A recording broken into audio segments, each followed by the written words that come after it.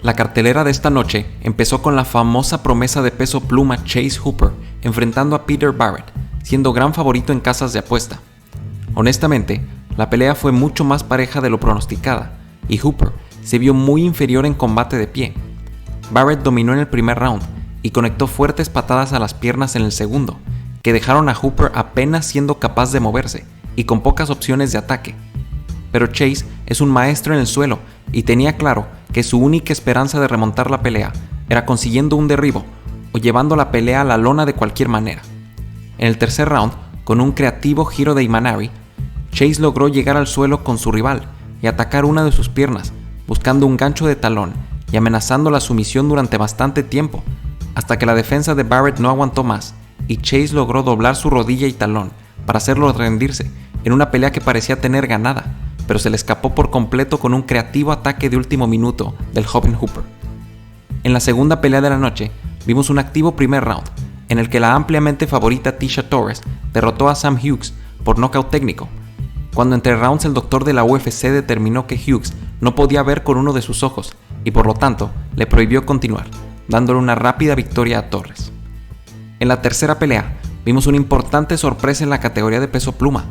Gavin Tucker era desfavorecido en casas de apuesta, pero aún así logró derribar a Billy Quarantillo 7 veces durante los 3 rounds de la pelea y controlarlo la mayoría del tiempo para llevarse una clara decisión unánime, 3-0. En la siguiente pelea, vimos una espectacular pelea con bastante relevancia para la categoría de peso ligero de la UFC. El veterano Renato Moicano enfrentaba a la joven promesa y maestro en Muay Thai, Rafael Fiziev. En el papel, la pelea parecía ser toda para Fiziev si era de pie y toda para Moicano si llegaba al suelo. Así que se esperaba que el brasileño buscara llevar la pelea al suelo cuanto antes y posiblemente conectar una sumisión contra el peleador de Muay Thai. Sorprendentemente, Moicano no buscó muchos derribos y parecía aceptar el combate de pie contra Fiziev, y esto le costó muy caro. Rumbo al final del primer round, Fiziev conectó un combo impresionante, un gancho de izquierda al cuerpo, seguido de una mano derecha y terminado por un gancho de izquierda increíblemente rápido que noqueó a Moicano y lo hizo desplomarse sobre la lona. El referee intervino de inmediato y alguna gente pensó que la detención fue algo temprana. El referee pudo haberle dado más tiempo a Moicano para ver si lograba recuperarse, pero esto parecía poco probable. Al intentar levantarse después de la detención, el brasileño se tambaleaba y no parecía estar plenamente consciente, así que la victoria de Fiziev parece ser completamente lista, y así se vuelve uno de los peleadores jóvenes más emocionantes de la categoría de peso ligero de la UFC. En la última pelea de las preliminares, tuvimos una pelea extremadamente atractiva entre Cub Swanson y Daniel Pineda. Pineda venía de una gran actuación y era favorecido en casas de apuesta, y durante el principio de la pelea, parecía que dominaría el combate sin problema. Pineda pateaba la pierna de Swanson y Cub apenas podía mantenerse de pie y moverse naturalmente, pero al final del primer round, Swanson conectó varios golpes fuertes al rostro de Pineda y pareció aturdirlo lo suficiente como para llevarse el round.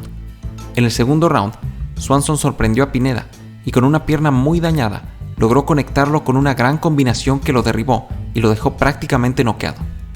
Un golpe en el suelo fue suficiente para que el referee detuviera el combate y le diera a Swanson una heroica victoria contra un rival visiblemente más grande, más joven y mientras peleaba con una pierna herida que justamente venía recuperándose de una cirugía.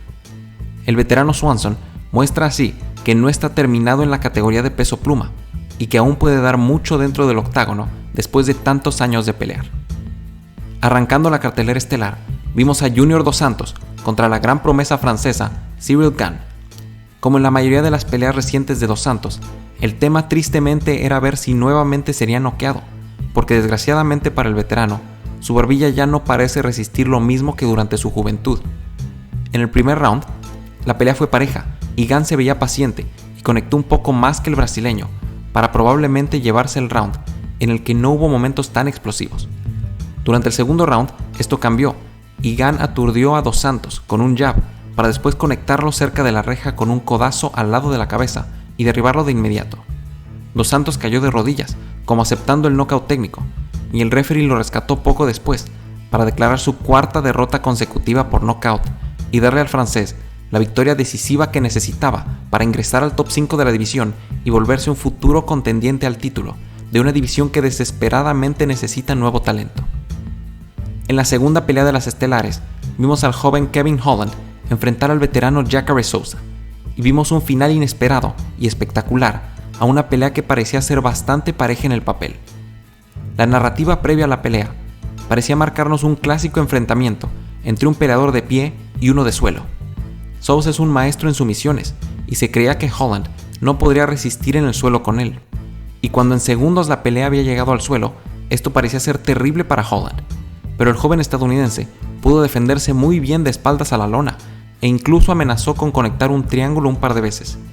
El round continuó y los peleadores se encontraban en el suelo cerca de la reja, con Souza aparentemente controlando la posición y preparándose para conectar golpes a ras de lona. Pero Holland sacó un truco de la manga y con un par de golpes sorpresivos desde su espalda, aturdió a Jacare y lo hizo quedarse inmóvil un par de segundos. Holland entonces se incorporó y golpeó varias veces al brasileño para finalizar a un rival que segundos antes parecía estarlo controlando. Esta es una de las finalizaciones más extrañas y creativas del año, y con esta pelea, Kevin Holland deja de parecer una promesa en la división y empieza a verse como un serio contendiente para ingresar al top 5 de la división de peso medio en el futuro cercano.